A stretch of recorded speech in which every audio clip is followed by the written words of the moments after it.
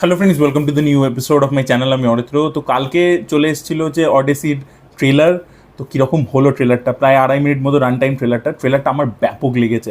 তো দেখুন, Christopher Nolan মানেই হচ্ছে সে অডেসির যে গল্পটাকে একদম বিট বাই বিট সেমই রেখেছে, সেখানে কোনো চেঞ্জেস করেনি। বাট যেটা করেছে, ট্রিটমেন্টটাকে পুরো সাইকোলজিক্যাল একটা অ্যাসপেক্টে নিয়ে গেছে। এবং এই যে ভিজুয়ালসটা দেখতে পাচ্ছেন না আপনার ট্রেলারে, এই ভিজুয়ালসটার কথাই আমি রামায়ণের সময় বলছিলাম, যে রামায়ণে আপনি দেখুন এখানে রিয়েল লোকেশনসে শ্যুট করেছে, তার সাথে কিন্তু সিজি মনস্টার ইত্যাদি রয়েছে, বাট তাদেরকে কীভাবে দেখাচ্ছে এবং তাদেরকেও কিন্তু রিয়েলিস্টিক লাগছে, তাদেরকেও কিন্তু মনে হচ্ছে না যে এটা সিজিতে করে বসিয়ে দিয়েছে, যেটা আমরা লর্ড অফ দ্য রিংস বা হবিটের ক্ষেত্রে দেখে থাকি। সেটার এক্সাম্পল দিয়েছিলাম। এইটার যে ভিজুয়ালসগুলো, এরকম রামায়ণের ভিজুয়ালস হওয়া উচিত ছিল। যাই হোক, সে তো আর বলতে চাই না, নামিত মালহোত্রা তো বড় বড় বাতেলা মেরেছিল। যাই হোক, ছাড়ুন। এইটার মধ্যে যদি আসি, তো এই যে আমি কেন বলছি যে সাইকোলজিক্যাল একটা অ্যাসপেক্টকে প্রচণ্ড বেশি প্রাধান্য দেওয়া হয়েছে ট্রেলারটার মধ্যে। আপনারা দেখবেন একটা শর্ট আছে ট্রেলারের শেষের দিকে, যেখানে নোলান মানেই বুঝতে পারছেন একদম লেস সিজিআই, ঠিক আছে, যতটা রিয়েল প্র্যাকটিক্যাল এফেক্টস দিয়ে করতে পারে।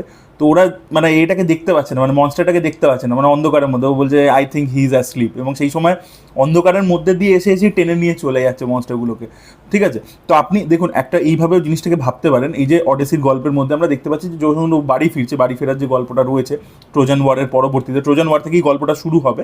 এবং সেখান থেকে ওরা যখন বাড়ি ফেরবার চেষ্টা করছে, ওরা বিভিন্ন চ্যালেঞ্জেস পাচ্ছে, সেটা সাইক্লপস হোক, ওয়ান আইড মনস্টার, তারপরে আরও বিভিন্ন রকমের জিনিসপত্র হচ্ছে, নানান রকমের চ্যালেঞ্জ সমুদ্রে ফেস করছে। একটা টাইমে ওরা মানে ভুলে যাচ্ছে আর কি। তো এই ধরনের জিনিসপত্র, নানান রকমের অ্যাডভেঞ্চার হচ্ছে। এবার সেই অ্যাডভেঞ্চারটা কি সত্যি এই যেভাবে বর্ণনা করেছেন হোমার, সেটা কি অ্যাকচুয়ালিতে হচ্ছে, নাকি এই যে একটা বিশাল বড় জার্নি যখন সমুদ্রের মধ্যে দিয়ে লোকে করতে থাকে, ঠিক আছে, সেখানে খাবারের মানে স্কারসিটি রয়েছে, জলের স্কারসিটি রয়েছে, তো সেখান থেকে কি মানুষ মানে একটু ধীরে ধীরে ধীরে ধীরে পাগল হয়ে যাচ্ছে? মানে যেরকম আমরা লাইট হাউস সিনেমার ক্ষেত্রে দেখেছিলাম, যে দুটো লোক একটা জায়গাতে পড়ে আছে আইসোলেটেড সবার থেকে, বা ধীরে ধীরে ধীরে ধীরে তারা পাগল হয়ে যাচ্ছে।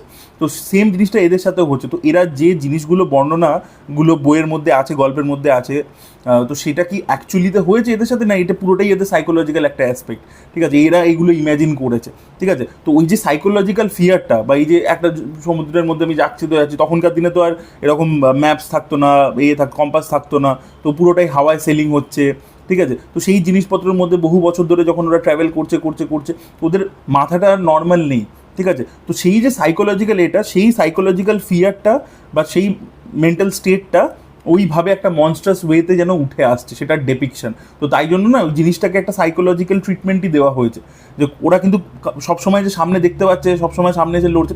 ডেফিনেটলি আমি বলছি সাইকোলজিক্যাল অ্যাকচুয়ালি মনস্টার্সও দেখাবে, অ্যাকচুয়ালি অ্যাকশন হবে, সবই হচ্ছে, ঠিক আছে, চ্যালেঞ্জেসগুলো অ্যাকচুয়ালিতে পাবে। বাট সেটা সাইকোলজিক্যালি ওদেরকে কীভাবে ইম্প্যাক্ট করছে, তাই জন্য দেখবেন যখন ওরা এর আগে একটা টিজার এসেছিলো, সেখানে যখন ওরা ওই ট্রোজান হর্সটার মধ্যে ছিল, সেখানেও দেখবেন একটা ক্লস্ট্রোফোবিয়া আর কি আপনাকে ফিল করাচ্ছে। তো যে লোকটা ওই যুদ্ধের এক্সপিরিয়েন্সটার মধ্যে আছে, আপনি তো বাড়িতে বসে ভিক্টরিটা সেলিব্রেট করছেন, ঠিক আছে, কিন্তু এখানে বলছে কি যে ওই মোমেন্টে যে লোকটা আছে তার সাইকোলজিক্যাল এটা কি, সে ওই সময় তো ক্লস্ট্রোফোবিক ফিল করছিল, বাট সে যুদ্ধে তো প্রাণ হারাচ্ছে, পাশের বন্ধুকে হারাচ্ছে, সে যখন বাড়ি ফিরছে সে আর ওই আগের লোকটা নেই। তো এই যে পুরো ব্যাপারটা, এইটাকে না একটা কোথাও গিয়ে ট্রিটমেন্টের মধ্যে, একটা এসেন্সের মধ্যে ক্রিস্টোফার নোলান নিয়ে আসবার চেষ্টা করছে। একদিকে এই বাড়ি ফেরার গল্প, সেখানে নানান রকমের চ্যালেঞ্জেস, অবস্টাকেল, অ্যাকশন, স্পেকটাকেল দেখতে পাবো। আশা করবো এবারে নোলান স্পেকটাকেলগুলোকে বেটার ট্রিট করবে, কারণ ক্রিস্টোফার নোলানের সব থেকে দুর্বল দিক হচ্ছে অ্যাকশন। কারণ তার সিনেমাতে যখন অ্যাকশন হয়, সেই অ্যাকশনটাকে না দেখিয়ে অন্য জিনিসপত্র দেখাতে শুরু করে, সেই অ্যাকশনটাকে প্রাধান্য দেয় না। বাট এখানে যেহেতু অডিসির মধ্যে প্রচুর স্কোপ আছে অ্যাকশন দেখানো, তো সেগুলো আশা করবো সেই স্পেকটাকেল সিনসগুলোকে সে মানে নিজের স্টাইলেই, বাট একটা ভালো করে দেখাবে আর কি, যেটা তার অন্য ছবিতে খামতি হয়ে থাকে। তো সেটা আশা করবো দেখাবে। এইবার এর সাথে কিন্তু একটা পলিটিক্যাল ড্রামাও রয়েছে, যেটা বাড়িতে ওর যে ছেলে রয়েছে, ওর ওয়াইফ ওখানে যেহেতু বহু বছর একা রয়েছে, যেটা অ্যানা হ্যাথওয়ে প্লে করছে, বা তাকে বিয়ে করতে চাইছে রবার্ট প্যাটিনসনের চরিত্রটা।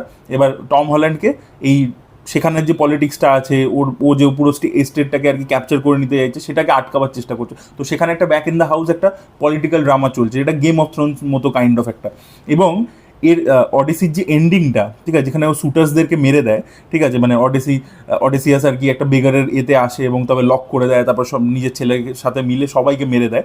তো ওই জায়গাটা থেকেই আর কি গেম অফ থ্রোনসের ওয়েডিংটা আর কি ইন্সপায়ার্ড হয়েছে, যে সার্টেন একটা ব্রুটাল মানে ওরকম আর কি মারামারি। তো ওই সিকোয়েন্সটা কিন্তু পুরো মানে শুরু হচ্ছে, মানে জাস্ট ভাবুন, সিনেমাটা শুরু হচ্ছে ট্রোজান ওয়ার দিয়ে, সিনেমাটা শেষ হবে হচ্ছে যখন ওরা শুটার্সদেরকে মারবে আর কি, ঠিক আছে। তো দুটো হাই পয়েন্ট আর কি, মানে স্টার্টিং এবং এন্ডিংটা এরকম দুটো বড় হাই পয়েন্ট আছে। এবার দেখার বিষয় এটাই হবে যে গেম অফ থ্রোনসে যেরকম রেড ওয়েডিং ওটা থেকে ইন্সপায়ার্ড ছিল আর কি কাইন্ড অফ, বিকজ এটা পুরোনো গল্প, মহাকাব্য আর কি, যেরকম আমাদের এখানে রামায়ণ মহাভারত, তো সেখান থেকে ইন্সপায়ার্ড হতে প্রচুর কাজ হয়েছে। তো গেম অফ থ্রোনসেও যেটা আমরা রেড ওয়েডিং দেখেছি ওখান থেকে ইন্সপায়ার্ড ছিল। বা রেড ওয়েডিংয়ে যেভাবে ভিজুয়ালস দেখিয়েছে, যেভাবে সাডেন ব্যাপারটা আসে, সেটা যে লেভেলে আমাদেরকে শক প্রোভাইড করতে পারে, সেটা কি এখানে ক্লাইম্যাক্সে করতে পারে, বিকজ ওটাই কিন্তু সব থেকে হাইয়েস্ট পয়েন্ট আর কি ছবি। তো দেখা যাক সেটা কীরকম হয় আর কি, তার কিছু ঝলক তো আমরা দেখতে পাই ট্রেলারের মধ্যে। এবার দেখা যাক আর কি। আর এই যে ক্যারেক্টারদের মধ্যে যে ডাইনামিক্স, একটা দিকে আমি বললাম যে একটা পলিটিক্যাল ড্রামা চলছে, যেখানে টম হল্যান্ড রয়েছে, রবার্ট প্যাটিনসন রয়েছে, অ্যানা হ্যাথওয়ে রয়েছে, তো সেই যে একটা কমপ্লিকেটেড ডাইনামিক্স, একটা পলিটিক্স, ঠিক আছে, সেই জিনিসপত্রগুলো কতটা ইন্টারেস্টিংভাবে দেখায় সেটা আমি আশা করবো যে খুব ইন্টারেস্টিংভাবে উঠে আসবে। আর অন্যদিকে একটা ম্যাট ডেমনের বাড়ি ফেরার গল্প, ম্যাট ডেমনের বাড়ি ফেরার গল্প তো চলছে একটার পর একটা, মানে সব সিনেমাতে মার্শিয়ানে হয়ে গেল, তার আগে আর কি এতে হয়েছিল সেভিং প্রাইভেট রায়ানে, তাকে বাড়ি ফেরানোর জন্য সব সোলজাররা মারা যাচ্ছে, তার পরবর্তীতে এতে হয়েছিল আমাদের ইন্টারস্টেলারে হয়েছিল, ক্রিস্টোফার নোলান নিজেই একবার করে দিয়েছে, তো প্রত্যেকবারই ম্যাট ডেমনকে বাড়ি ফেরাতে হবে, এটাই আর কি, এটা নিয়ে পুরো হলিউড চলছে আর কি, স্টিভেন স্পিলবার্গ, ক্রিস্টোফার নোলান সবাই এটাই করে আছে। যাই হোক, তো ম্যাট ডেমনকেও ভালো লাগছে এবং দেখা যাক আর কি, প্রত্যেকেরই পারফরমেন্স আমার ট্রেলার লেভেলে খুবই ইমপ্রেসিভ লেগেছে। এবার দেখা যাক ছবির মধ্যে কীরকম থাকে আর কি।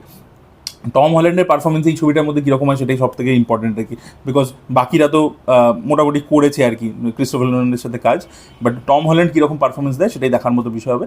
আর বাকি তো দেখুন মানে যেভাবে ট্রিটমেন্টটা দিয়েছে একদম রিয়েলিস্টিক, যেটা নোলানের স্টাইল আর কি, সমুদ্রে মানে জল ফল যা ঢেউ ফেউ আসছে সেগুলো সবই রিয়েলিস্টিক আর কি, মানে কোনোটাতেই আর কি আপনি সিজি আলাদা করতে পারবেন না, most of the things have been done.